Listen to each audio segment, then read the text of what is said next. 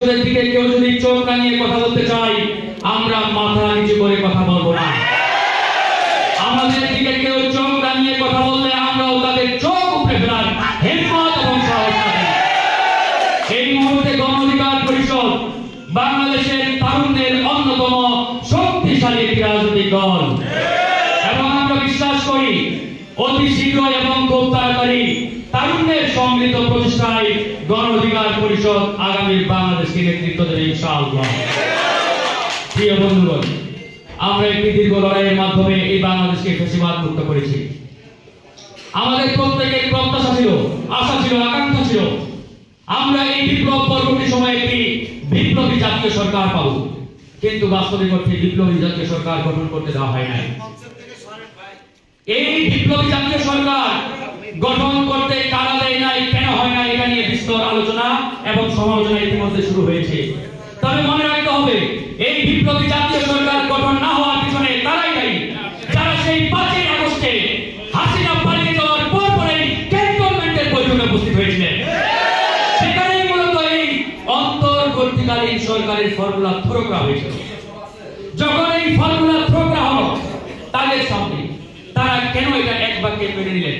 তারা জানতেন না এই হাসিনার সার্জারি কোনো সংবিধানের অধীনে কোন সরকার গঠিত হলে এই সরকার জনগণের আকাঙ্ক্ষা বাস্তবায়ন করতে পারবে না। তো যাই হোক বন্ধুগণ, এটা নিয়ে অনেক কথা, অনেক আলোচনা।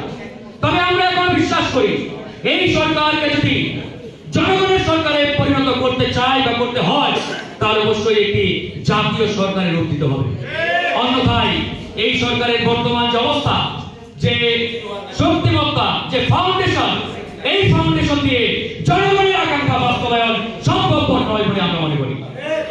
আজকে এই সরকার নানান জায়গায় নানাভাবে তাদের কার্যক্রমের ব্যর্থতার পরিচয় দিচ্ছে এবং আগামীতে আরো দেবে। ডক্টর মোহাম্মদ ইউনূসকে নিয়ে আমাদের কোনো আপত্তি নেই।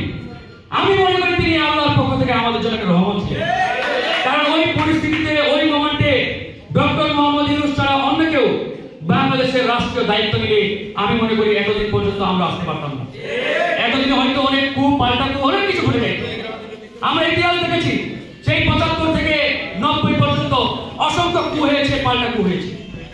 সেই জায়গা থেকে আমি মনে করি আল্লাহর রহমত হিসাবে ডক্টর মোহাম্মদ ইউনূসকে আমাদের সামনে হাজির করেছেন এবং তাকে আমরা রাষ্ট্রীয় দায়িত্ব দিতে পেরেছি। কিন্তু সমস্যাটি হলো অন্য জায়গায়। এই ডক্টর মোহাম্মদ ইউনূসের চতুর্দিকে যারা রয়েছে তার 95% আওয়ামী দোসর। আর এই আওয়ামী দোসরদের কারণে মূলত আজকের এই বাংলাদেশে যত সমস্যা, যত সংকট, যত ঝুঁকি তৈরি হচ্ছে তারাই দায়ী। আজকে এই সরকার বারবার ধাক্কা খাচ্ছে, বাধাপ্রাপ্ত হচ্ছে। কেন? ডানে তাকালে আওয়ামী লীগ, বামে তাকালে আওয়ামী দোসর, পিছনে আওয়ামী লীগ, সামনে আওয়ামী লীগ। ওই সচিবালয় থেকে শুরু করে ইউনিয়নের পরিষদ পর্যন্ত প্রত্যেকটি জায়গায় আওয়ামী দোসররা বসা। এই আওয়ামী দোসরকে বা আওয়ামী দোসরদের চেয়ারে বসা রেখে আমরা একটি সুন্দর বাংলাদেশ, তারুণ্যের বাংলাদেশ, সংস্কারের বাংলাদেশের চিন্তা করবেন, স্বপ্ন দেখবেন, এটা কষ্টের দ্বারা বাস্তবায়ন সম্ভব নয়। আমরা যে স্বপ্নের বাংলাদেশের চিন্তা করি, সেই বাংলাদেশ বিনির্মাণ করতে হলে সবার আগে এই বাংলাদেশ থেকে আওয়ামী পেপারদের, আওয়ামী দোসরদের বিতাড়িত করতে হবে। হাসিনার এই আওয়ামী দোসরদের বিতাড়িত না করা পর্যন্ত আমরা সেই স্বপ্নের কাঙ্ক্ষিত বাংলাদেশ বিনির্মাণ করতে পারবো না। আজকে বড় দুঃখের বিষয়, যেসব আওয়ামী গুন্ডা পান্ডারা আরো 2 মাস আগে গর্তে লুকিয়েছিল, আজকে আপনার ইউনিয়ন, ওয়ার্ড কিংবা উপজেলার দিকে তাকান, তারা বুক ফুলিয়ে বহাল তবিয়তে ঘুরে বেড়াচ্ছে, জনগণকে হুমকি দিচ্ছে।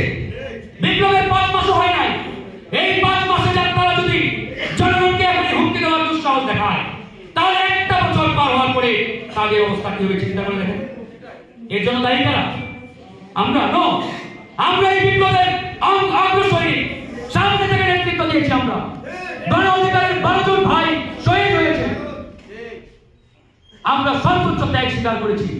আর যারা ওই সরকারি সুযোগ সুবিধা নিয়ে আজকে রাষ্ট্রীয় চেয়ারে বসছে, এরা ফুরফুরে মেজাজে আওয়ামী দোসরদের বড় বড় চেয়ারে বসাচ্ছে, বড় বড় চেয়ার দিচ্ছে, প্রমোশন দিচ্ছে, আর মিডিয়াতে এসে বলছে আমরা ওই সংস্কারের বাংলাদেশ, অমুক বাংলাদেশ, তমুক বাংলাদেশের স্বপ্ন দেখছি।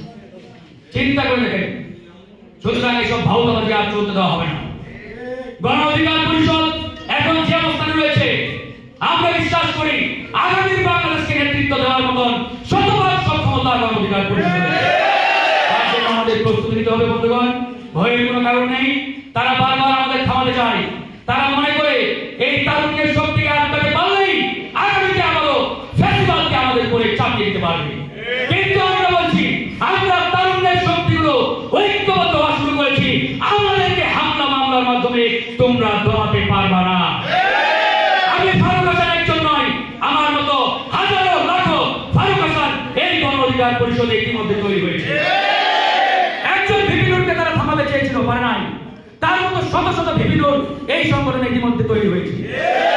সুতরাং আমাদের কোন নেতা কিংবা কর্মীকে ওই হামলা মামলা দিয়ে থামানোর কেউ যদি চিন্তা করে, তারা বোকার স্বর্গে বসবাস করছে কিংবা ঘুমের ঘরে রয়েছে।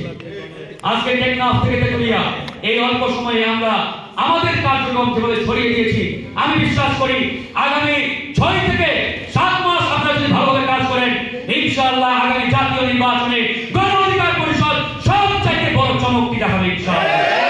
তার জন্য আপনাদের প্রস্তুত থাকতে হবে, তৈরি থাকতে হবে।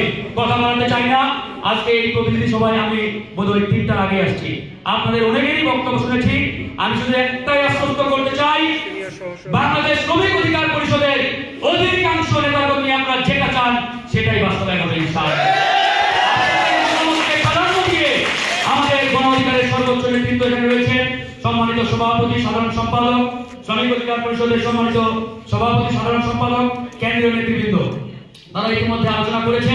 আমি আশাবাদী আমাদের মাননীয় সভাপতি সমাপনী বক্তব্যে আপনাদের সেই আকাঙ্ক্ষিত প্রত্যাশিত ঘোষণাটি তিনি দেবেন এবং আপনারা সবাই আনন্দ চিত্তে সেই ঘোষণা বাস্তবায়নের লক্ষ্যে সারা বাংলাদেশে ছড়িয়ে পড়বেন এবং কাজ করবেন।